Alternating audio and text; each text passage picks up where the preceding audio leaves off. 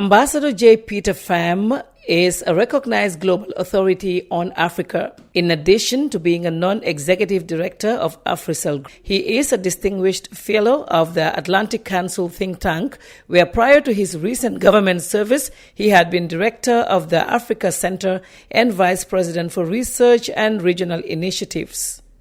Between 2021 to 2028, Ambassador Pham was a senior diplomat and policymaker at the U.S. Department of State.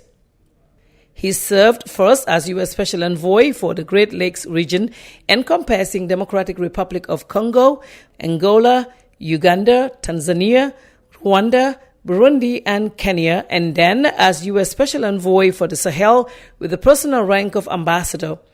Responsible for a regional encompassing not only Burkina Faso, Chad, Mali, Mauritania, and Niger, but also the West African coastal states from Senegal to Cameroon. In these roles, Ambassador Pham was directly mandated by the U.S. Secretary of State to coordinate and implement regional U.S. policy on economic, political, and humanitarian issues.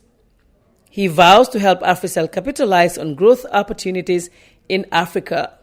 Hi, hello, and welcome to this very special interview. And I have Ambassador J. Peter Pham. He is my guest today. I would like to start by welcoming you to the smiling coast of Africa. How do you like the Gambia? It is as beautiful as I remember it, and the warmth of the people.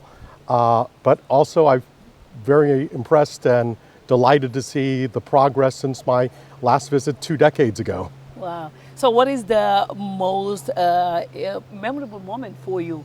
I know you've been here a few days, right? And Yes. You're about to wrap up your visit. Well, certainly, it's great to see the development, the dynamism.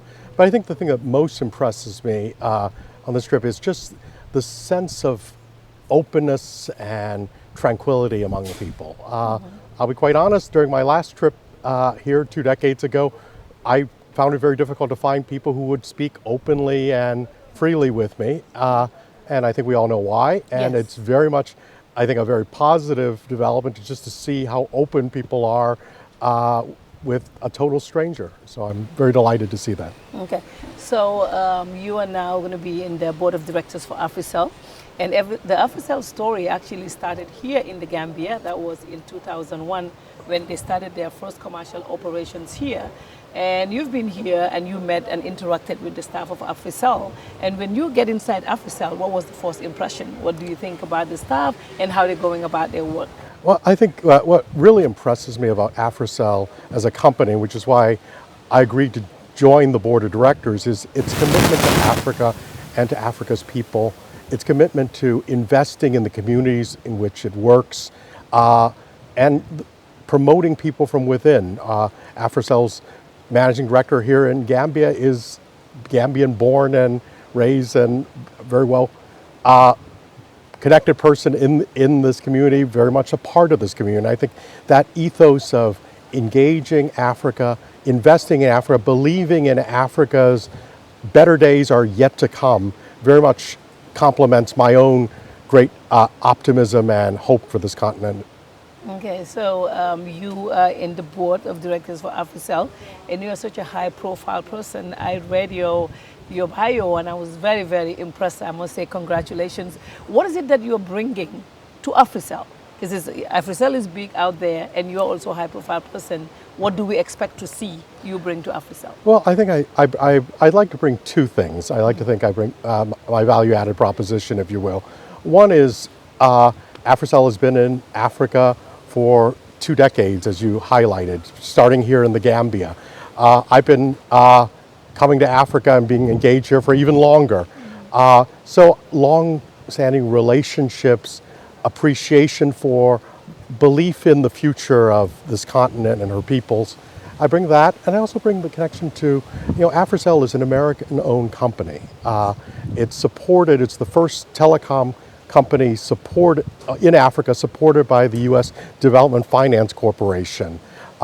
It's also the only American-owned company in this sector. So I think that connection to America and to America's optimism as well and long-standing relationship with Africa.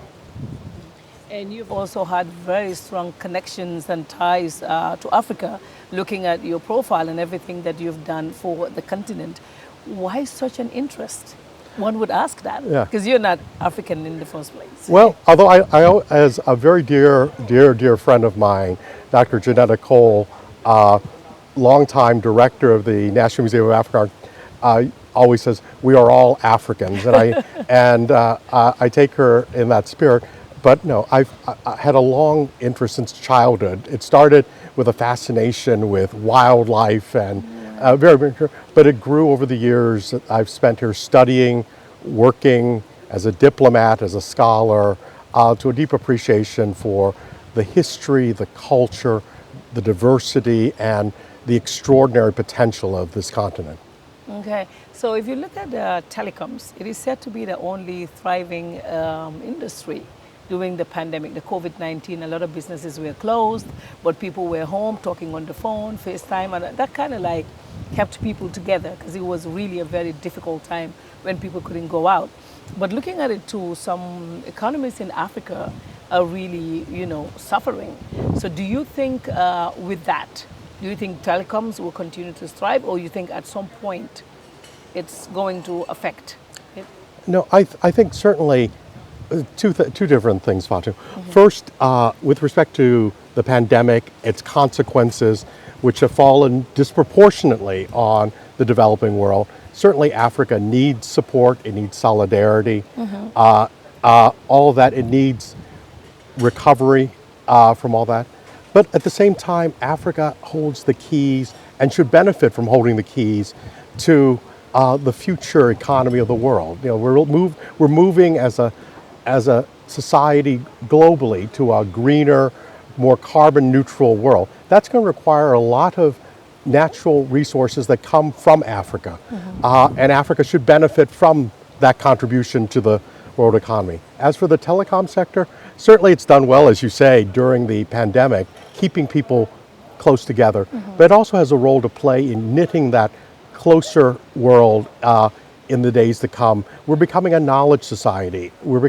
Data is more and more important, both in communications, in politics, in economics, and Africa needs more data, more linkages into that global system of the knowledge economy. So I think that the future is very bright for that, and it's only bright for the telecom sector insofar as companies like Africell and others also keep in mind that they're there also as a service provider, as a partner for Africa's development.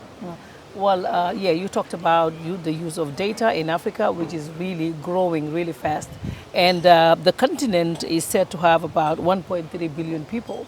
And I think over 40% of that they subscribe to a cell phone. But there's one issue that always is out there. People discuss it a lot, that the cost of data is expensive and to make phone calls. Do you see an Africa where maybe one day this will go down? Because most people will compare it to Europe and America and say it's easier and cheaper to communicate over there than in Africa. Do you see the cost going down anytime? I think it will with time. I mean, I take a long view, and it's because perhaps I've worked in Africa for many, many years. I remember when I was first got my start in Africa, the idea of a mobile phone wasn't something you kept in your pocket. It was a thoraya. It was this box that you had to carry around, and the cost was prohibitive. It was I pay more for one call than I do now for a month worth of calls here. So if you take that long view, I think you see the cost coming down. You see improvements in service. You see actually Africa in many places leapfrogging technologies. Think of how mobile money has taken off in certain parts of the continent, well ahead of development in even Europe or North America in some places. And now this trip has brought you to Gambia. This is your second time here, and you're going to be visiting other African countries as well. And I'm sure you've been reading a lot about Africa and the leaders that we have. Do you see hope for Africa? I do. I take the long view, Fatu. When I began my career chasing my passion about African politics, security, and development, at that time, literally, you could count with one hand the number of leaders who had stepped down voluntarily. Today, they're much more common. Perhaps not as common as we would like, but it has happened. Getting there. We're getting there. I mean, literally, with one hand, you could have counted all the presidents who stepped down voluntarily when I began my career. So I think if you look at that long-term view, it's an upward trend. Are there little ups and downs, as always in life? But I think the trend as a whole is very, very positive, and we have to keep an eye on that broader, that strategic view. Okay. So you're about to leave in the next hour or so. What is it that you would want to say to Gambia and Gambians and the subscribers of AfriCell? So you can see AfriCell they have the biggest subscribers in Gambia. Well, what I'd like to say is I congratulate the people of the Gambia on what you've achieved in the years since I was last here. It's marvelous to see, and it's also marvelous to see that closeness in the society, which I first had a glimpse of and now have a chance to experience, is still very much part. So staying rooted in your traditions and yet reaching out to the future. I think that's, in a way, the Gambia is a miniature story of what Africa is and can be. Well, Mr. Ambassador J. Peter Pham, I would like to thank you very much for your time and also for visiting my country. I want to wish you a very safe trip. Thank you very much. It's a pleasure. You're welcome.